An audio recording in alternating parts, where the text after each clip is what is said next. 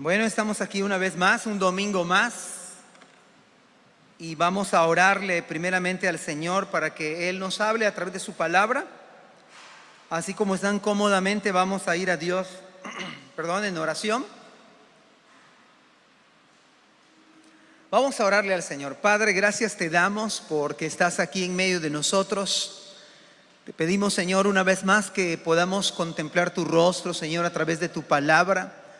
Que tú seas el centro de la predicación, Señor, y permite que podamos aprender las maravillas que hay en tu ley.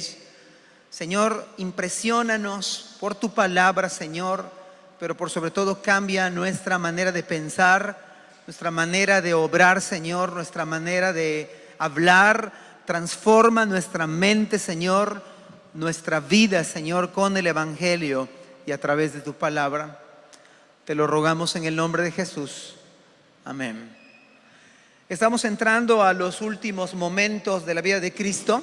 Son los últimos momentos. Estamos en el capítulo 13. Recuerden que los capítulos que siguen es la parte final. Ya se acabaron los discursos públicos. Son realmente cosas íntimas entre Cristo y sus discípulos.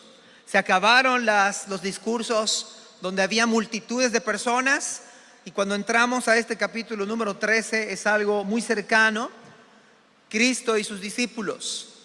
Así que cuando vemos en el capítulo 13, hoy veremos del versículo 1 al 17, Dios mediante, estamos acercándonos a detalles finales antes de ir a la cruz. Por lo cual yo creo que vale la pena tomar nota de ello, porque son momentos, aunque faltan muchos capítulos, 14, 15 hasta el 21, pero todos estos capítulos que vienen son los momentos prácticamente finales de la vida de Cristo. Es la parte que, digamos, en la que culmina la obra del Señor. En este día yo quiero predicar el tema que le he puesto por título: el Señor y Maestro que vino para servir. El Señor y Maestro que vino para servir. Así se llama el tema de esta mañana: el Señor y Maestro que vino para servir. La primera verdad que yo quiero comunicarles con la ayuda del Señor es que el Señor que vino es el Maestro. El Señor que vino para servir es el que amó a los suyos hasta el fin. Amó a los suyos hasta el fin.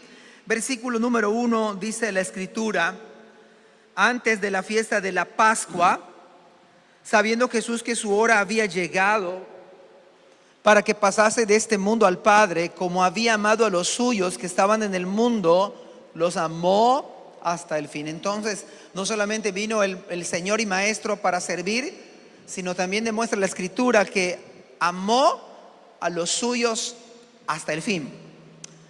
Ahora, déjeme darle algunos detalles interesantes e importantes. Por ejemplo, la Biblia dice antes de la fiesta de la Pascua. Antes de la fiesta de la Pascua. Y para algunos de nosotros decimos, ¿cuál era la fiesta de la Pascua? La fiesta de la Pascua, recordemos, se celebraba porque cuando los judíos estaban esclavos en Egipto por 400 largos años de esclavitud, imagínense. Entonces el Señor oye a su pueblo y levanta a un líder llamado Moisés. Esta historia se la saben seguramente. Entonces Dios levanta a Moisés y lo saca de esclavitud de Egipto. ¿Se acuerdan eso?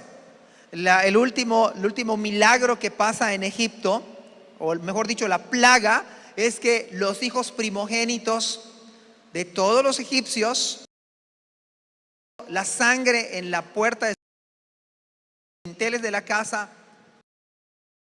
ángel fallecieron súbitamente. Y entonces el faraón dijo, bueno, pues que se vayan ya, que se vayan ya. De tal manera que después de ese evento glorioso, ellos no tuvieron chance de que la harina leudara, y entonces llevaron el pan sin leudar, comieron hierbas amargas y celebraban entonces cada año, se supone, celebraban esta fiesta, hacían una fiesta realmente, porque haciendo memoria de lo que Dios había hecho con su pueblo, sacarlos de Egipto, de esclavitud. Entonces mataban un cordero, haciendo alusión al cordero que mataron y pusieron sangre, para que cuando pasara el ángel no moriría aquella casa que tuviese la sangre. Ahora, todo esto apuntaba a la sangre de Cristo. Por esa razón estoy ampliando un poco este pasaje bíblico. Dice, antes de la fiesta de la Pascua. Iban a tener una fiesta en donde iban a traer memoria de lo que había pasado en Egipto. Eso es lo que está diciendo la Biblia, antes de esta fiesta que hacían cada año. Hubo un tiempo en que lo dejaron de hacer, entonces se levantó un rey y celebró una Pascua que jamás, como jamás la habían celebrado. Ahora en la Escritura dice que en el tiempo de Cristo sí celebraban la fiesta de la Pascua. Entonces quiere decir que antes de ir a la cruz, estamos hablando de la última semana de Cristo, antes de ir a la cruz, unos días antes, algunos dicen que fue jueves que celebró la cena pascual, otros evangelios dicen que aseguran que fue viernes, pero ahorita les voy a explicar esto. Así que el texto nos dice, antes de la fiesta de la Pascua, sabiendo Jesús que su hora había llegado para que pasase de este mundo al Padre, como había amado a los suyos que estaban en el mundo, los amó hasta el fin. Podemos decir entonces que fue la última cena pascual con autorización divina. Fue la última que se celebró por Cristo. Porque la cena, el sacrificio pascual se hizo perfecto cuando Él fue a la cruz. Así que esta fiesta, podemos decir que con autorización divina, fue la última. No hubo más. ¿Por qué razón no hubieron más? Porque perdieron validez al morir el verdadero Cordero Pascual que era Cristo. Jesús comió con sus discípulos la Pascua, la comió Él con sus 12 discípulos, ciertamente hizo remembranza, ciertamente hizo recordatorio de aquella huida, de aquello que fue tipo de lo que iba a pasar. Él comió con sus discípulos. Para la mayor parte de los judíos, incluyendo los fariseos, la comían.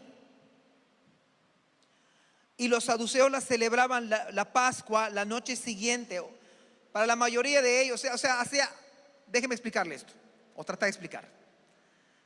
Para algunos, esta cena se dio en jueves, y para otros se dio en viernes, según los evangelios. Ahora, no es que se contradiga.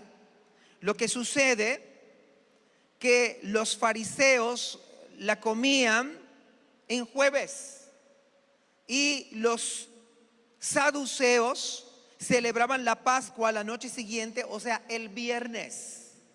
Era una práctica de hacer prácticamente 2 cenas en la misma semana. Entonces, cuando los sinópticos, o sea, Mateo, Marcos y Lucas, indican que Jesús murió después de la cena pascual, tienen razón. Y cuando el cuarto evangelio que estamos citando ahorita enseña que murió antes de la cena pascual, también tiene razón. ¿En qué sentido? En que uno la celebraba en el jueves y la otra la celebraba en el viernes. Tanto los evangelios como Juan tienen razón, unos en decir que fue jueves y el otro en decir que fue viernes. Sea lo que fuere, hermanos, sea lo que hubiera pasado, el punto es que Cristo celebró la cena pascual, o antes de la cena pascual sucedió algo, y es lo que vamos a ver a continuación.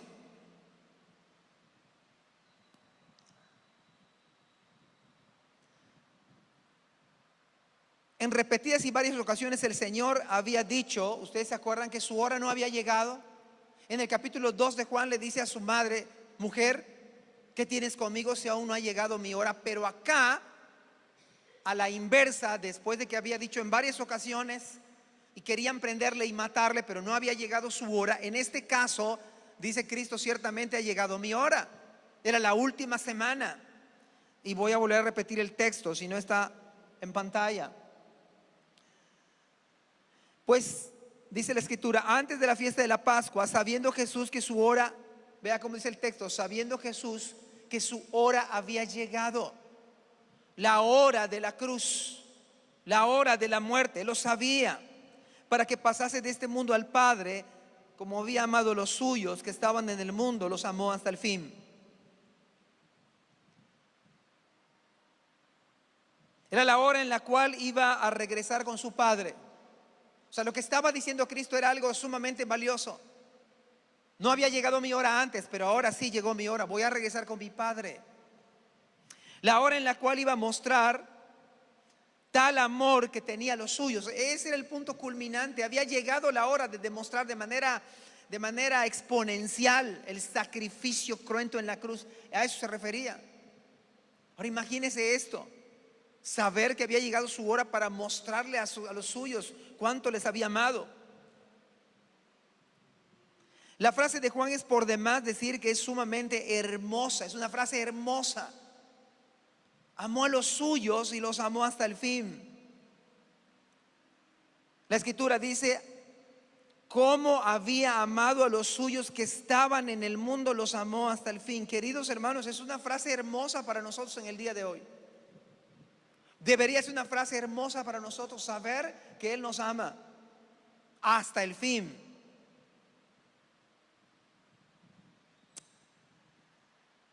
Por lo tanto, el amor de Dios por los suyos es un amor difícil de comprender. Es un amor difícil de comprender. ¿Cómo es posible? Y poniendo en contexto, ¿cómo es posible que el Señor me haya amado a mí, siendo lo que soy o lo que fui? ¿Cómo es posible que Dios le haya amado a usted, siendo lo que usted ha sido? Siendo lo que hemos hecho delante del Señor, ¿cómo es posible que me haya amado a mí? Amado a usted. Por eso, en ese sentido, hermanos, esta frase es sumamente hermosa. Ha amado a los suyos. Le ama a usted tal y como, a pesar de. Nos ama el Señor. Por eso es incomprensible. Todavía para nuestras mentes es difícil comprender cómo es que nos ama el Señor. O sea, ¿cómo es posible que Dios me ama a mí así como soy, así como somos? ¿Usted puede comprender esto esta mañana? ¿Puede captar esto de cómo es posible con tanto amor que el Señor nos ama? ¿Podemos comprenderlo? Yo creo que es muy difícil. Además es un amor incomparable, no se compara con nada. ¿Cuántos hoy en día podemos decir a nuestra esposa, quizás, así debería ser? ¿O cuántos casados le dicen a sus esposas, te amo? Y eso dista mucho de la realidad. ¿Cuántos de esos a veces son nada más frases, clichés? Decir, te amo. Hermanos, el amor no es sentimiento solamente. De hecho, no es un sentimiento, el amor es una decisión. Es una decisión. Yo aconsejábamos con mi esposa a una pareja. Tenían serios conflictos hace algunos meses, pero conflictos serios al grado de esto se acabó, vamos a divorciar, ya esto ya se extinguió. Me decía la hermana, es que yo ya no lo amo. Y yo fui testigo de su boda, yo vi cuando se casaron. Y todos se casan con la ilusión de hasta que la muerte nos separe, ¿no? ¿Y qué sucedió? Es que yo ya no lo amo. Lo que estaba diciendo es que yo no siento amarlo.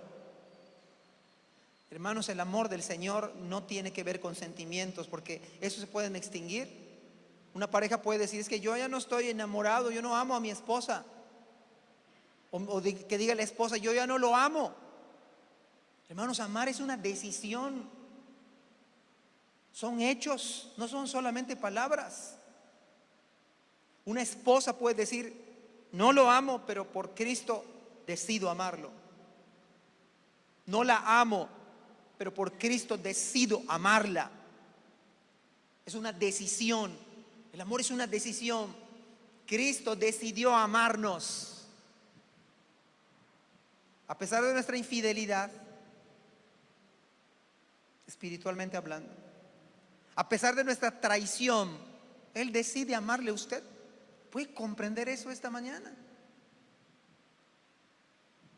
Como cuando le dice al profeta que se case con una prostituta. Con una prostituta, un profeta, un siervo de Dios, con una mujer prostituta, ¿sí? Era solo para ilustrar el amor que Dios tiene para su pueblo. Un pueblo infiel como nosotros muchas veces. Un pueblo que le da la espalda a su Señor. Y el Señor nos sigue amando. Con amor eterno te he amado. Es en ese sentido que el pasaje bíblico es sumamente poderoso. Poderoso porque el amor, hermanos, es irresistible. Ese tipo de amor es irresistible, ¿eh? Ese tipo de amor es el amor que necesitamos los matrimonios toda la vida. Cuando usted deje de amar a su esposa, tiene que, en la gracia de Cristo, decidir amarla. Y cuando el esposo diga, ya no amo a mi esposa, en la gracia del Evangelio, decide, voy a amar a mi esposa. Ese es el amor que hace la diferencia en los matrimonios. Por eso el amor de Dios es incomprensible. El amor de Dios ha sido derramado en nuestros corazones. Esa es la razón por la cual el Evangelio nos quiebra, nos hace pedazos, nos hace trizas. Porque cómo despreciamos en el pasado, rechazamos el glorioso amor de Cristo. A lo suyo vino y los suyos no le recibieron.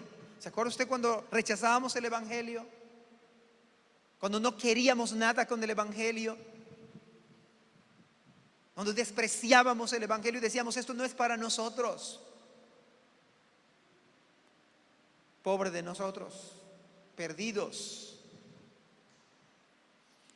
Por eso el amor de Dios es incomprensible. Amó a los suyos, dice la Biblia, y los amó hasta el fin.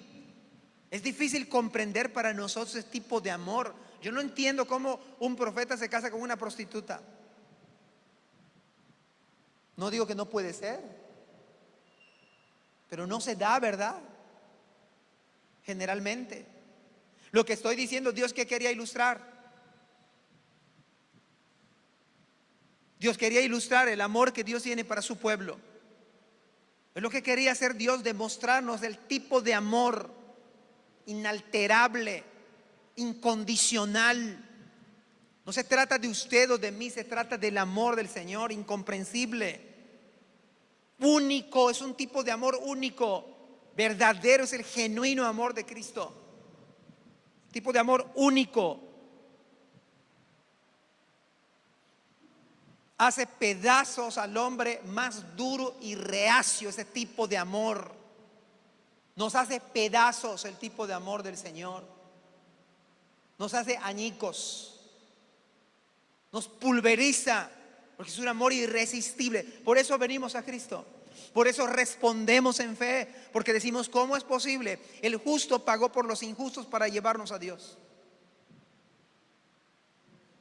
¿Cómo es posible que Dios haya dado su vida por mí, que soy un pecador? Eso es lo que quiero que pensemos esta mañana. El Señor y Maestro vino para servir. El Señor y Maestro es el que ama a los suyos hasta el fin. No va a dejar de amar a los suyos. Por eso no nos perdemos. Por eso usted y yo podemos ceder. Por eso usted y yo, los que somos hijos, como leímos en la perseverancia de los santos hace un rato, puede usted desviarse, pero también recibir el castigo de Dios para corregir su camino. La prueba de amor es precisamente la disciplina de Dios. Dios azota al que recibe por hijo. No despreciéis la disciplina del Señor. No nos gusta ser disciplinados por el Señor, pero gloria a Dios, porque si no nos disciplinara es que no somos sus hijos. Dios disciplina al que ama, disciplina. El amor no está peleado con la disciplina. El que ama, disciplina y azota al que recibe por hijo. Por eso no comprendemos el amor del Señor, nos hace pedazos. Es un amor que no lo merecemos en lo más mínimo. Nadie merece el amor de Cristo. Es un amor que se demuestra de la manera más gloriosa en la cruenta cruz. Pues ese es el clásico ejemplo, el verdadero ejemplo de amor es acción. No son palabras solamente. El amor del Señor sublime es cuando está colgado en la cruz y su sangre derramándose por cada pecado suyo y mío, por cada traición suya de usted y mía, por cada arrogancia nuestra. Ahí está clavado en la cruz, con la corona de espinas, desnudo, pasando vergüenzas, con sed, mofándose la gente que pasa por ahí. Si este es hijo de Dios, que se baje y entonces vamos a creer en él. De oye, a otro salvó, así no se puede, así mismo no se puede salvar. Que se baje para que creamos en él, que descienda de la cruz. Como se mofaba la mayoría de las personas. Y al unísono, aquellos, muchos de los que dijeron Hosana en las alturas, bendito el que viene en el nombre del Señor, muchos de ellos son los que al unísono gritaban crucifícale, crucifícale. Y como veíamos en la mañana, hablar mal de Cristo no es con las palabras, es con los hechos. Hablar mal de Cristo, estar contra Cristo es la vida nuestra, lo que hacemos. Habla uno mal de Cristo con lo que uno está viviendo, con lo que uno hace, con lo que uno ha hecho. Eso es hablar mal de Cristo. ¿Por qué digo esto? Ustedes se acuerdan de aquel fariseo que invitó a Cristo a comer, y ese ejemplo lo doy muchas de mis predicaciones. ¿Se acuerdan de ese ejemplo cuando el fariseo invitó a Cristo? Y en su pensamiento de este fariseo dijo, si fuera profeta, sabría qué tipo de mujer es lo que lo toca. Y entonces le dice Cristo, ¿ves esta mujer? Entré a tu casa y tú no me recibiste con beso, mas esta no ha dejado de besar mis pies. Era una mujer pecadora, una mujer prostituta. Era una mujer sumamente arrepentida de su vida. Y vino al mejor lugar, a los pies de Cristo, a besarlos.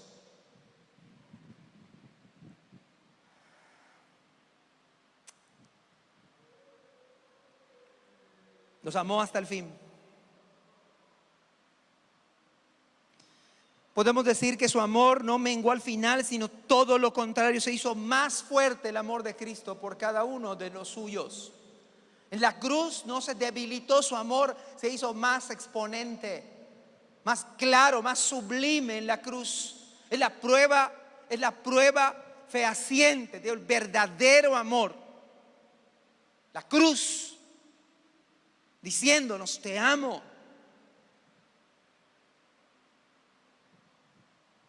Su amor se perfeccionó en la cruz. Se hizo completo su amor. En esto consiste el amor de Dios. No en que nosotros hayamos amado a Dios, sino en que Él nos amó primero y puso su vida por nosotros. En esto consiste el amor, dice Juan en su primera carta. Pablo dice, el amor de Cristo nos constriñe.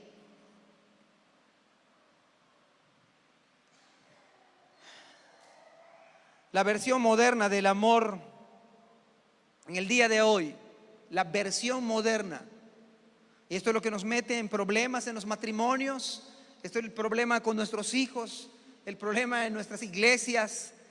Véalo, escúchelo bien. La versión moderna del amor es descaradamente narcisista. Esta es la versión del amor en el día de hoy, descaradamente narcisista. Totalmente enfocada en el yo. Uno de los grandes problemas en matrimonios, a nivel matrimonio, es que el esposo está pensando en cómo su esposa lo satisface. Totalmente enfocada en el yo y viceversa.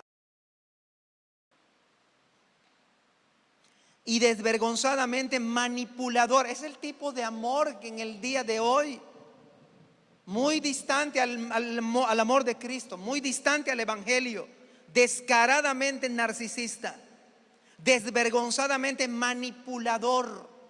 Si me amas, ¿qué me vas a dar a cambio? ¿Me amas de verdad? Manipula. Tan solo ve a los demás como medio de gratificación personal. Es el tipo de amor que hoy en día prevalece en las familias, prevalece en el trabajo, prevalece en todos los ámbitos de nuestro tiempo. Ve a uno a los demás como medio de gratificación personal. ¿Qué voy a obtener con esta persona? ¿Qué me va a dar esa persona? Esa persona sí me aprecia porque me da esto, me da aquello. Eso no es amor. Eso no es el amor de la Biblia. Ese no es el amor de la Biblia. No es de extrañar, pues, que las relaciones entre las personas egoístas no duren. Una característica es que cuando hay una relación egoísta, no dura. Eso se refleja en la familia. Invade el egoísmo disfrazado de amor y no dura esa relación.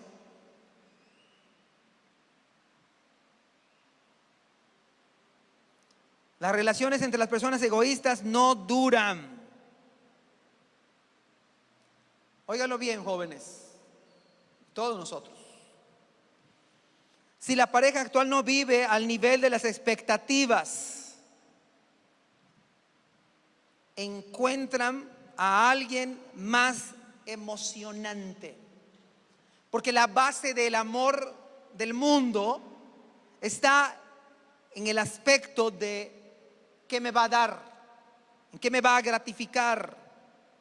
Por eso, si la pareja actual no vive al nivel de la expectativa, ¿qué más? ¿Qué más? Entonces se busca a algo o a alguien más emocionante, ¿no? Por eso uno en su matrimonio o los casados, uno busca una emoción, porque uno piensa que su esposa ya no lo emociona, ¿no? Ya no, o sea, ya me casé. Antes cuando estaba de soltero, pues estaba más arreglado. No, ya vi la realidad, ¿no? Ya no se peina la hermana. No, los de aquí de Iglesia de Israel, sí, todas. Pues una realidad. Entonces el esposo busca algo más emocionante, ¿no? Más emocionante, supuestamente más emocionante, como un tobogán, como más adrenalina. Las personas son receptoras, no dadoras. Queridos hermanos, esto es un secreto hasta para matrimonios. Si usted y yo como esposos o como esposa está esperando que le den, ya empezó mal. ¿Qué me va a regalar? ¿Dónde me va a sacar a pasear? Somos receptores o queremos ser receptores, no dadores. La humildad, hoy en día la humildad se considera como una debilidad. El hermano es débil porque es humilde. No. La humildad no es debilidad. Hoy se piensa y se cree que el egoísmo es una virtud. En contraste marcado con ese amor egocéntrico. Eso es un amor egocéntrico que ni es amor, pero se cataloga como amor. La Biblia enseña que la esencia del amor, escúchenlo bien, esposos, la esencia del amor, escuchémoslo bien y digámoslo cada esposa, cada esposo, la esencia del amor es el sacrificio personal. ¿Cómo me sacrifico para hacer de mi esposa la mujer más dichosa sobre la tierra? Bueno, en las cosas del Señor. ¿Cómo me sacrifico para hacer a este hombre? Ya parece que estoy predicando en una boda, ¿verdad? Solo falta aquí la pareja. ¿Cómo le hago para hacer dichoso a este hombre? ¿Cómo le hago? Versículo número 2. Y cuando cenaban, estaban cenando, vea esto que dice la Biblia: como el diablo ya había puesto en el corazón de Judas Iscariote, hijo de Simón, que le entregase. Saben, hermanos, una cosa, una realidad muy triste y dramática en el día de hoy. Sabe que la incredulidad desprecia el amor de Cristo de una manera inconcebible. La incredulidad desprecia el amor de Cristo de una manera inconcebible. O sea, es para que nosotros reflexionemos cómo es posible que estaba el dador de la vida diciendo que amó a los suyos hasta el fin, o Juan lo está describiendo, y que allá Judas el Iscariote esté despreciando, porque el texto dice que el diablo ya había puesto en el corazón de Judas Iscariote, hijo de Simón, que le entregase. O sea, ¿cómo es posible esto? Se menciona al diablo como el enemigo de nuestras almas en la Biblia. Ahora, no todos nuestros problemas y lo que hacemos se lo podemos atribuir al diablo, porque el diablo a veces ni se mete y nosotros entonces somos los responsables. Y aun cuando el diablo se metiera, somos responsables de hacerle caso. Pero acá el diablo sí estaba metido. Ya había puesto en el corazón de Judas. Y el diablo, recuerden que las escrituras nos enseñan que es el acusador de los hermanos día y noche. Día y noche, escúchelo bien. Día y noche el diablo está acusándoles delante de Dios a ustedes y a mí. Pero tenemos un juez, abogado tenemos para con el Padre, a Jesucristo el justo. Dice 1 Juan 2:1, hijitos míos, estas cosas os escribo para que no pequéis. Y si alguno hubiere pecado, abogado tenemos para con el Padre, a Jesucristo el justo. Y Él es la propiciación por nuestros pecados. Y además dice la Escritura que Cristo intercede por nosotros día y noche. Puede ser que a algunos de nosotros se nos olvide orar unos por otros, pero sabe, Cristo está día y noche orando por usted, porque su amor es incondicional y nos ama hasta el límite, hasta el fin. Nos ama de manera completa, un amor incomprensible. Así que el Señor y Maestro es también el que ama a los suyos hasta el fin. ¿No es esto glorioso para nosotros en esta mañana? Saber que el Señor y Maestro que vino para servir nos ama hasta el fin.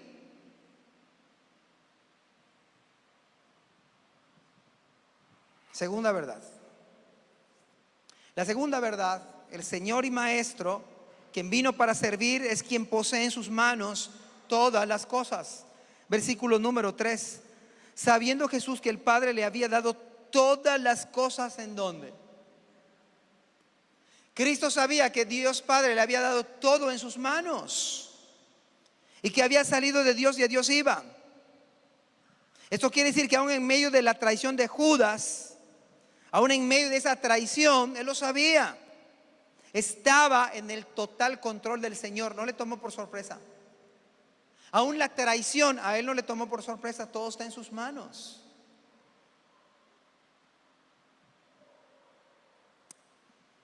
¿Creen ustedes que no pudo el Señor haber evitado la traición de Judas? ¿Lo pudo haber evitado? ¿Sí o no?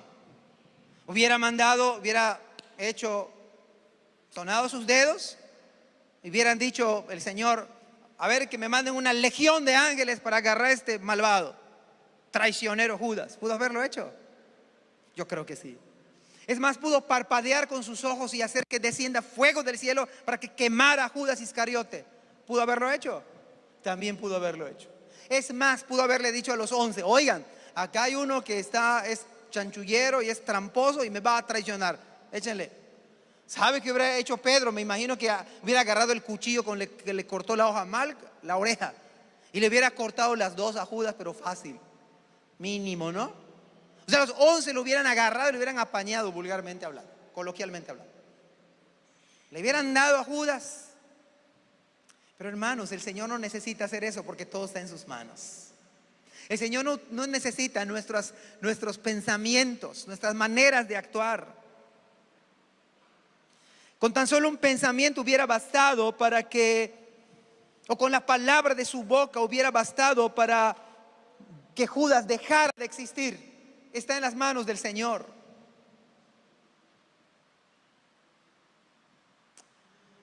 Dice Carson,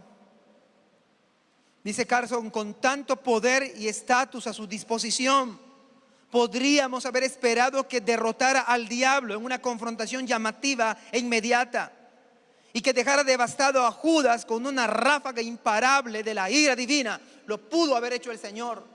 Con una ráfaga divina pudo haber venido el juicio divino sobre Judas, pero no lo hizo porque todo está en sus manos. La vida suya, lo he dicho varias veces en este lugar, la vida suya y la mía está en las manos del Señor.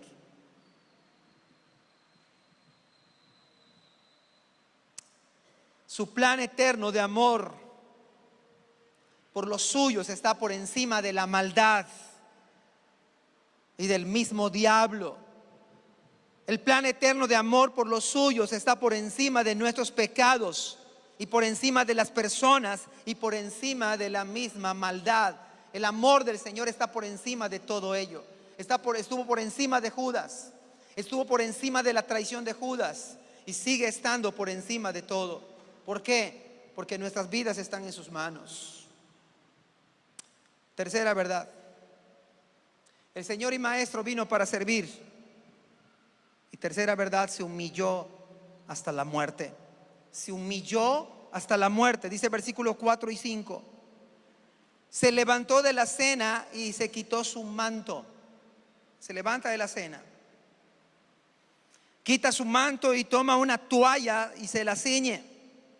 Luego puso agua en un lebrillo y comenzó a lavar los pies de los discípulos y a enjugarlos con la toalla con que estaba ceñido. Saben, hermanos, que lo más común es que ellos andaban, no había tipo de estos zapatos cerrados que da mucho calor, por cierto, y no hay clima.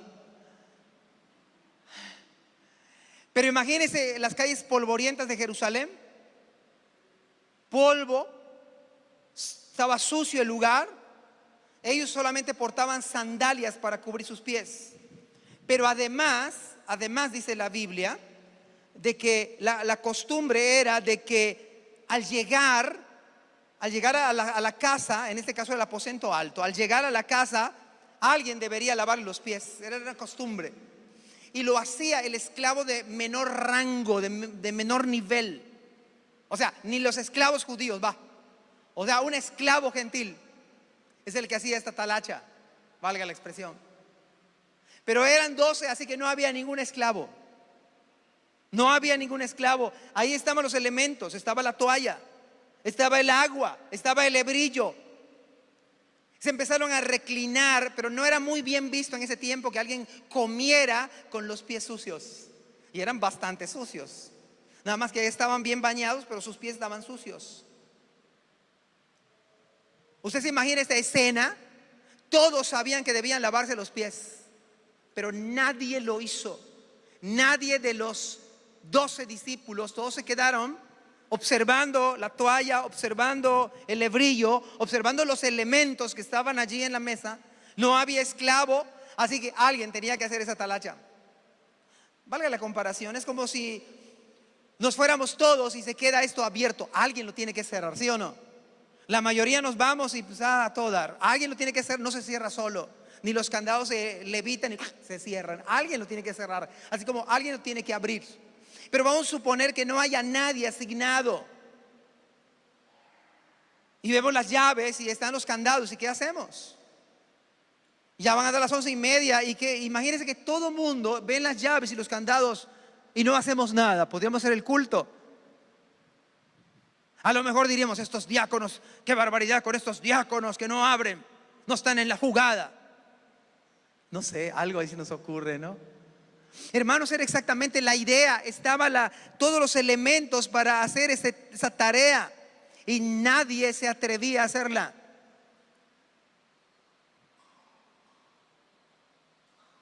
Sus pies estaban sucios debido a las mismas calles en las condiciones que se encontraban. De hecho, hermanos, el Señor ya les había dado una gran lección anteriormente en los evangelios. Dice: si alguno quiere ser el mayor que todos, tiene que servir a todos. Si alguien quiere ser el primero, tiene que ser siervo de todos.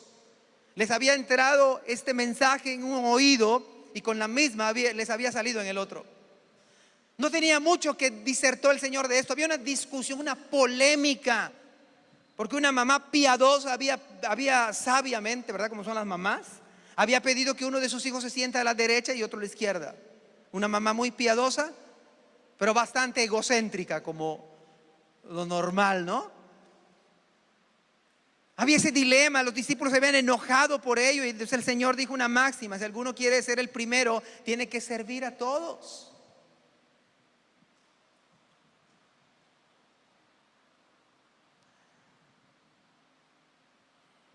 Pero como bien dijo John MacArthur, las palabras que escucharon fueron oídos sordos.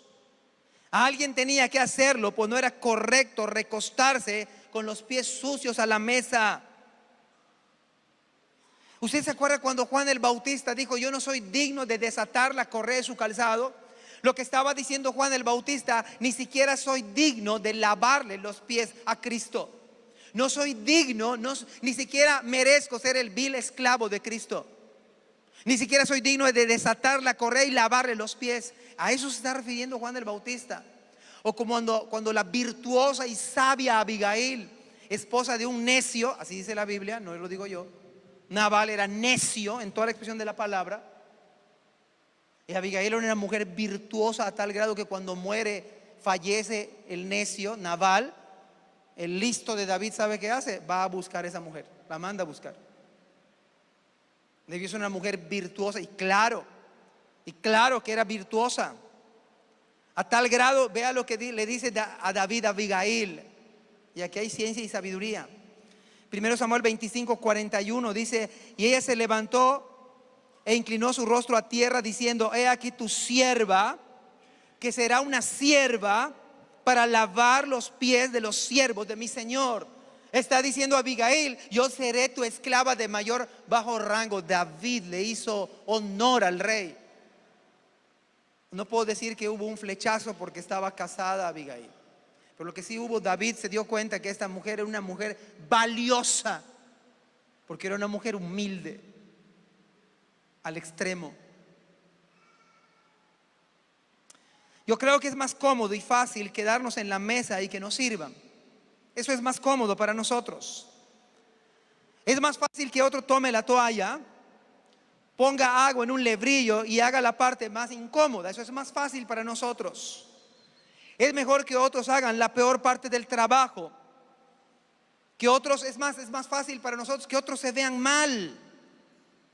Es más fácil para nosotros que otros luzcan mal. Eso es más cómodo para nosotros, ¿verdad? Yo creo que nadie escogería: no, pues yo no quiero estar en ridículo, mejor que quede en ridículo el hermano. Si alguien va a quedar mal parado, pues mejor que sea el hermano fulano, yo no. No queremos lucir mal, no queremos vernos mal.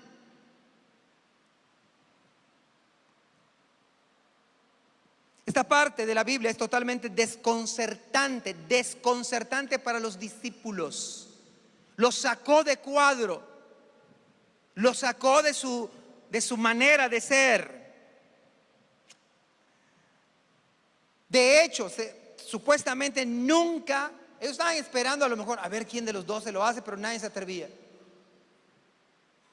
No sé si estaban esperando rifarse quién iba a lavar los pies, pero nunca esperaron de que Cristo lo hiciera. A lo menos, eso dice el texto.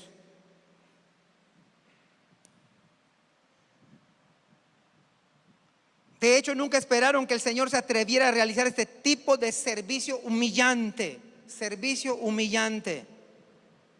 ¿Por qué? Porque el amor, escúchenlo bien, el amor es acción humillante.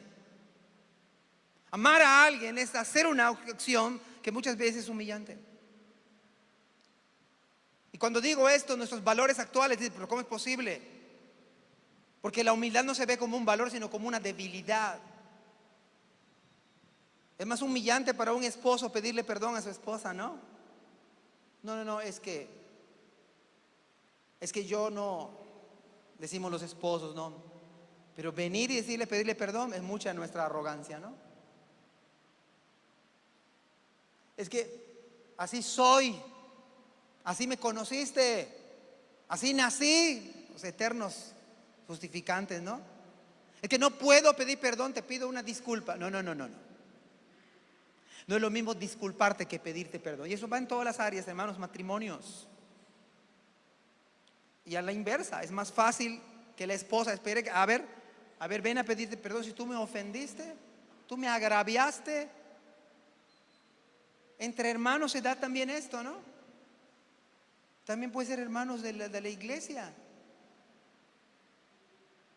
Nuestro orgullo es tan grande que no reconocemos nuestros errores. No. Yo tengo mis métodos, tengo mis formas de pensar. Es que yo así pienso y así debe ser.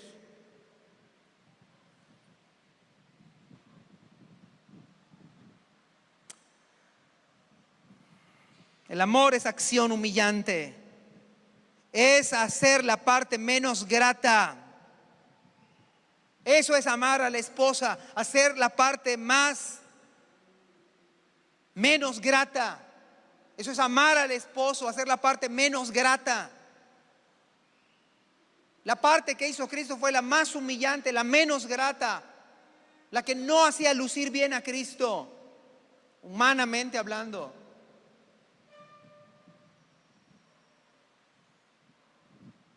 Un tipo de servicio humillante.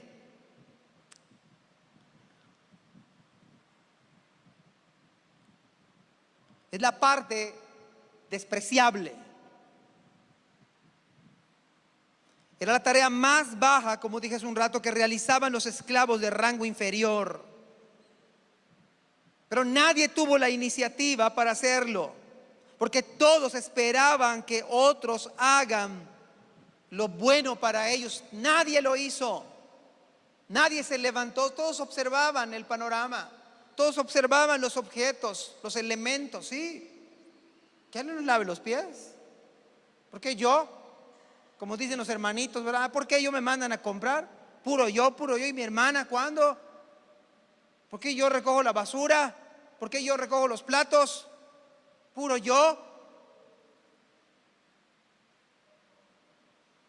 Clásico.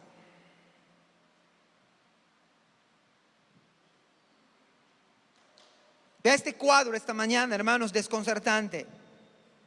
El Señor y Maestro fue también el esclavo del más bajo rango. ¿No es desconcertante para ustedes y para mí esta mañana? El Señor y Maestro, esclavo del más bajo rango. Hermanos, ¿debiera descuadrarnos? ¿Cómo es posible que su Señor y Maestro haya hecho lo más despreciable, una acción humillante, el rango más bajo del siervo más gentil que ni los esclavos judíos lo hacían? Debe sacarnos de cuadro.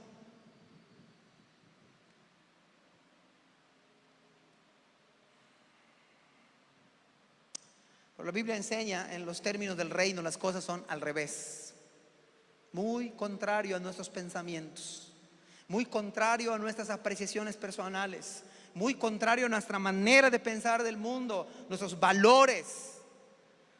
Dice el libro de Filipenses, por excelencia, el capítulo 2. Versículo 3, y hermanos queridos, este debe ser un lema para nuestra iglesia: nada hagáis por contienda o por vanagloria, antes bien con humildad. Nada hagáis por contienda. Si es algo de pleito, no lo hagamos. Si es por vanagloria, no lo hagamos. La Escritura enseña antes bien con humildad. Es la gloriosa verdad centrada en esta mañana.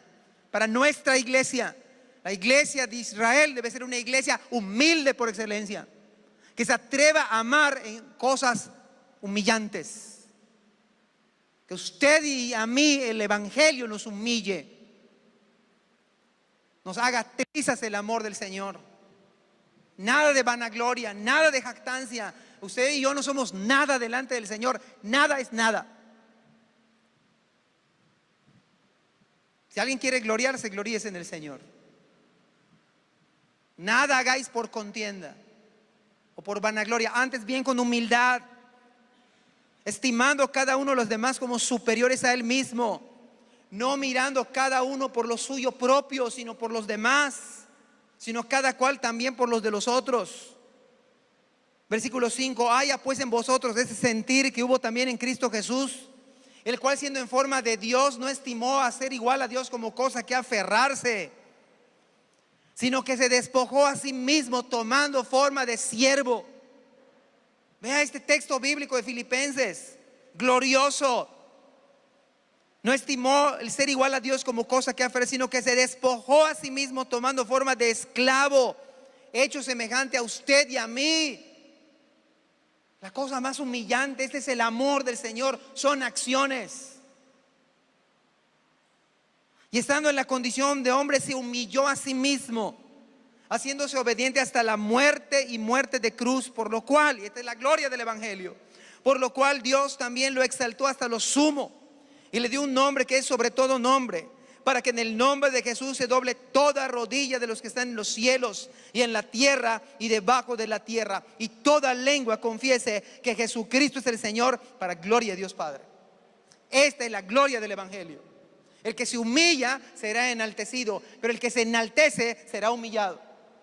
Máxima bíblica. Usted quiere ser orgulloso, yo quiero ser orgulloso, el Señor se va a encargar de humillarnos. Mejor nos humillamos en esta mañana.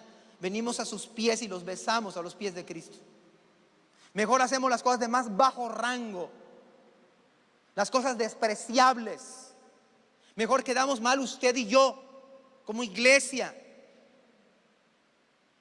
y no usted y yo nos vanagloriemos, seamos orgullosos, soberbios.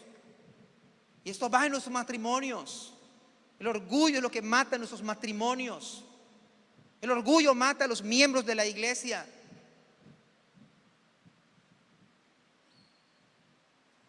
Vea el orgullo.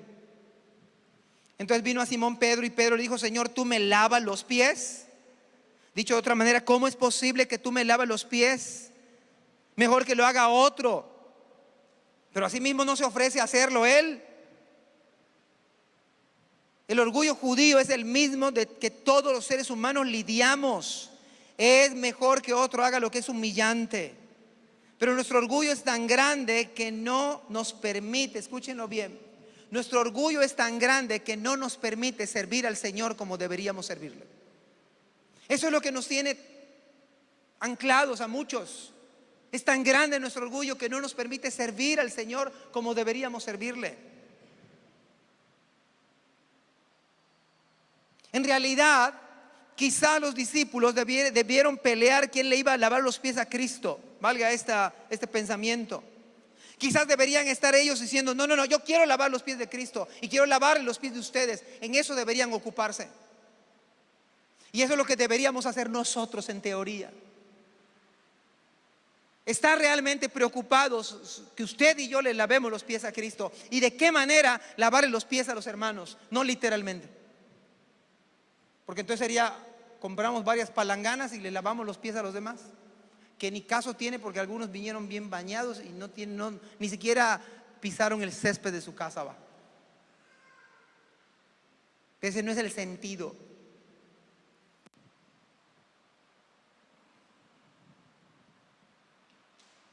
Dicho de otra manera, perdón, el Señor, lo que hace no es digno de tu estatus. No va de acuerdo con tus credenciales, Señor. Pero Pedro no ponía una vez más, no ponía sus ojos en las cosas de arriba, sino en las de la tierra. Es el mismo Pedro que le reconvino al Señor: Señor, si vas a ir a la cruz a morir, no vayas. Es el mismo Pedro. Es el mismo Pedro que no piensa lo que dice, que no puede quedarse callado, que siempre tiene que hablar. Y cuando habla, mete la pata. Típico, ¿no? De nosotros. No podemos quedarnos callados. Y cuando hablamos no pensamos lo que decimos. Señor, qué bueno que estamos aquí. Vamos a hacer 3 chozas: una para Elías, una para Moisés y una para ti. Cállate, Pedro. Es el mismo Pedro que dijo: no voy a negarte, Señor, estoy dispuesto a ir contigo a la muerte. Y luego canta el gallo y ya lo había negado 3 veces, aún con maldiciones. Es el mismo Pedro que dijo: tú eres el Cristo, el Hijo del Dios viviente. Y luego Cristo le dice: apártate de mí, Satanás. No piensa lo que uno dice. No se puede quedar callado.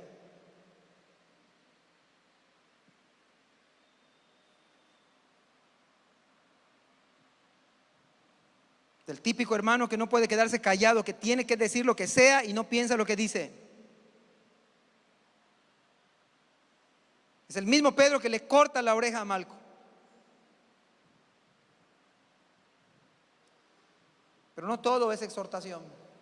Versículo número 7, y vamos a terminar con esto. Respondió Jesús y le dijo: lo que yo hago tú no lo comprendes ahora, mas lo entenderás después. Bendita gracia del Señor, hermanos. Bendita gracia del Señor. Lo que yo hago, tú no lo comprendes ahora, le dijo a Pedro, mas lo entenderás después. Esa es la gracia del Señor. Pedro, otra vez, lo vas a entender después. Cuando yo resucite lo vas a entender. Pedro le dijo, no me lavarás los pies jamás. Vean, o sea, vea si no se parece a nosotros, hermanos. Queremos que Cristo haga lo que nosotros pensamos, ¿no? Queremos que Cristo esté de acuerdo con mi opinión. ¿Cuándo? Queremos que Cristo apruebe lo que yo hago, mi estilo de vida. Eso es lo que hacemos muchos de nosotros. Queremos que Cristo apruebe lo que ustedes y yo pensamos y lo que hacemos a veces, o cómo vivimos. Queremos que Cristo lo apruebe. Si no estoy haciendo nada malo, ¿qué tiene de malo esto? Ahí está Pedro. No me vas a lavar los pies jamás. O sea, poniéndole condiciones a Cristo. ¿De cuándo acá usted y yo tenemos que ponerle condiciones al Señor? No me vas a lavar los pies, Señor. A ver, si yo soy el Señor y Maestro. ¿Sabe por qué lo decía? Porque Él no quería hacer lo mismo. No me vas a lavar los pies jamás. Entonces le dice Cristo, si no te lavo los pies, no tendrás parte conmigo. Y vea qué abusados salimos.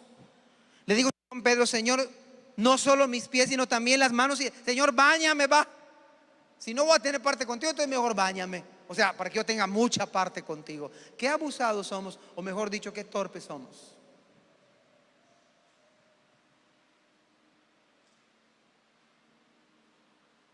Nuestros pensamientos, nuestras palabras, la manera en que actuamos nos muestra nuevamente la ignorancia nuestra. Nos muestra que muchas veces actuamos basados solo en las apariencias, hermanos.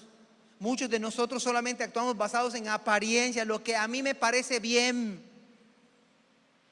¿Se acuerdan ustedes lo que dijo Dios a Samuel? No mires a su parecer ni lo grande, porque yo lo desecho. Pero nosotros nos dejamos impresionar por lo que vemos, por nuestra sabia opinión.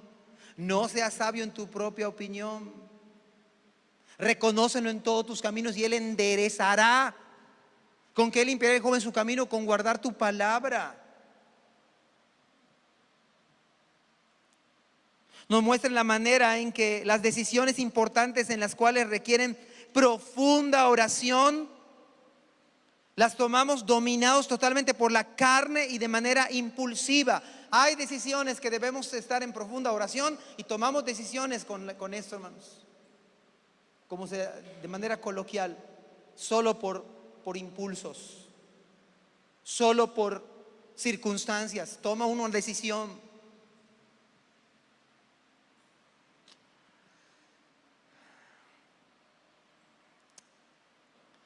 Nuestras torpezas son la prueba real de nuestra falta de una íntima comunión con el Señor.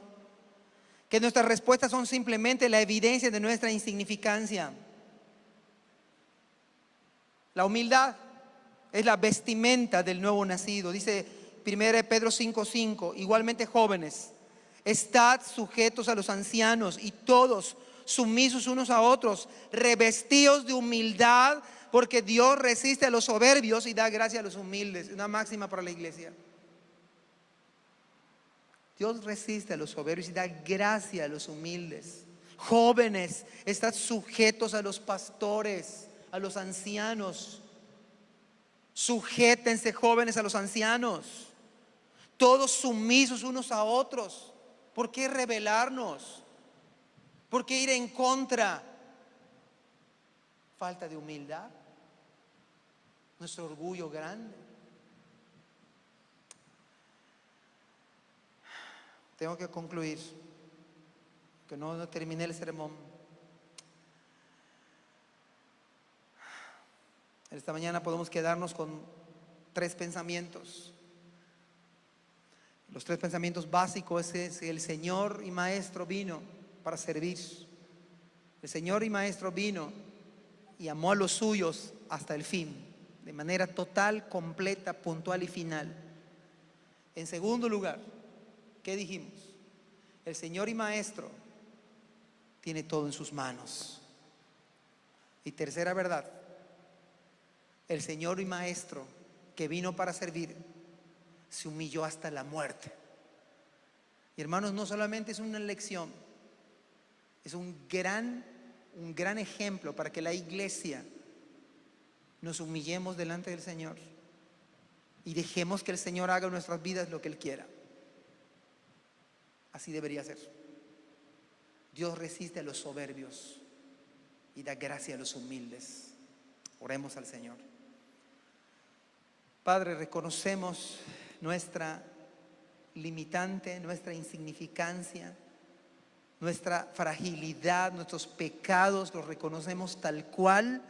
No queremos maquillarlos, no queremos decir que no hemos hecho lo malo, sino todo lo contrario, como David: contra ti solo he pecado.